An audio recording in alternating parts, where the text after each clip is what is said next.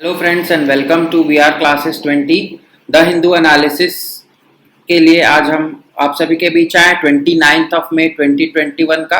आज थोड़ा मुझे कुछ काम था तो मॉर्निंग में मैं नहीं कर पाया, बट इवनिंग में आपके लिए लेकर के आया हूं। तो चलिए स्टार्ट करते हैं आज का वीडियो। उसके पहले यदि आपने चैनल को सब्सक्राइब नहीं किया तो सब्सक्राइब कर लीजिए और वीडियो अच्छी लगे तो लाइक जरूर कर दीजिएगा। तो चलिए स्टार्ट करते हैं।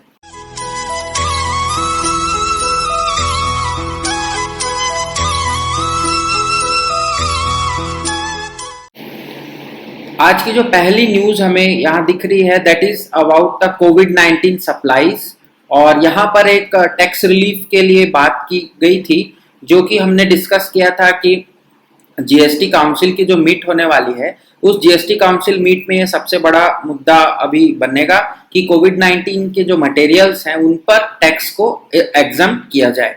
बट गवर्नमेंट ने कहा है कि अभी वह ऐसा कोई डिसीजन नहीं ले रही है। तो यहाँ पर आप देख सकते हैं अवर फाइनेंस मिनिस्टर श्रीमती निर्मला सीतारमण जी, उन्होंने यह स्टेटमेंट दिया है और उन्होंने कहा है कि एक मिनिस्टीरियल ग्रुप फॉर्म होगा जो कि रिव्यू करेगा डिमांड्स को for the GST relief on covid essentials by June 8। ठीक है, तो अब मिनिस्ट्री बाय मिनिस्ट्री ये चीज होने वाली है। और यहाँ पर एक और चीज दिया हुआ है कि जो भी डोनेशंस के पर्पस के लिए वो परचेस करेंगे उन्हें जीएसटी एग्जेम्पशंस दिया जाएगा on imports of the covid material. तो ये एक वहां पर जरूर बात कही गई है। और सेंटर ने 1.5 लाख करोड़ का स्टेट्स के लिए कंपनसेशन ड्यूज जो है वह अनाउंस किया है। और एक लास्ट चीज यहाँ कही गई है कि जो स्पेशल सेशन है जो कि डिसाइड किया गया था for the GST compensation cess levy extension, उसे जुलाई 2022 तक जो है वह एक्सटेंड किया गया है। इसके अलावा जो स्मॉल टैक्स पेयर है उन्हें कुछ माइनर रिलैक्सेशन मिलेगा इन दिस कंप्लायंस।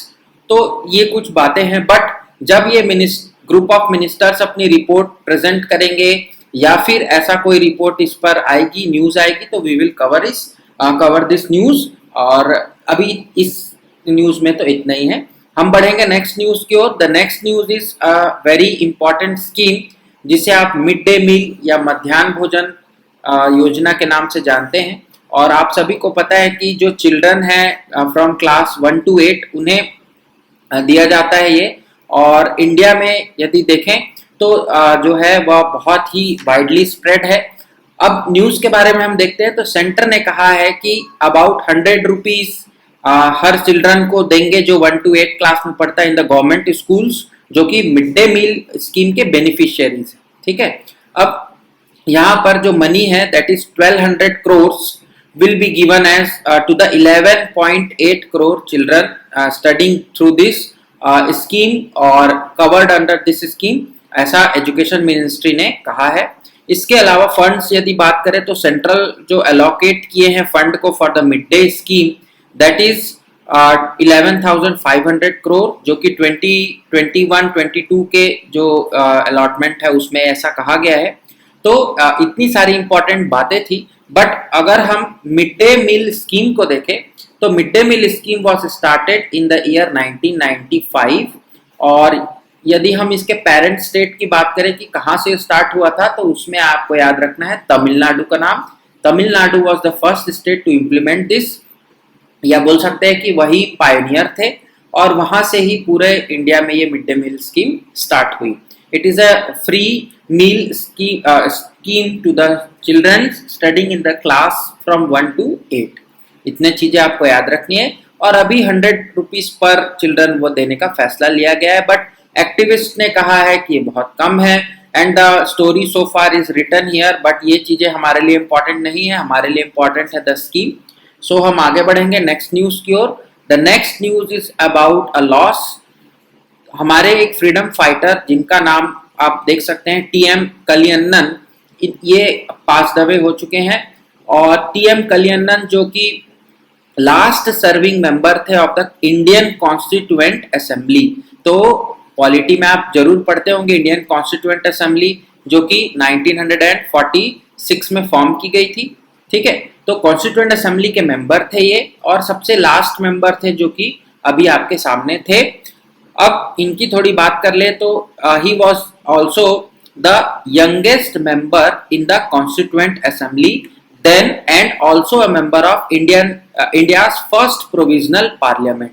तो ये दोनों के बहुत इंपॉर्टेंट मेंबर रहे हैं, दोनों ही कॉन्स्टिट्यूशन बॉडीज थी जो कि बनाई गई थी, और पहले तो प्री कॉन्स्टिट्यूशनल था constituent assembly, but the provisional government was post constitution.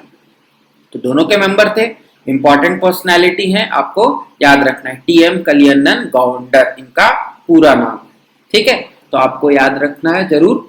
Then we will move to the next news article, और यहाँ पर एक फ्रंट पेज में एक फोटो दी हुई है। देखिए ये जो फोटो क्लिप्स होते हैं यहाँ से भी कभी कभी क्वेश्चन बन जाते हैं।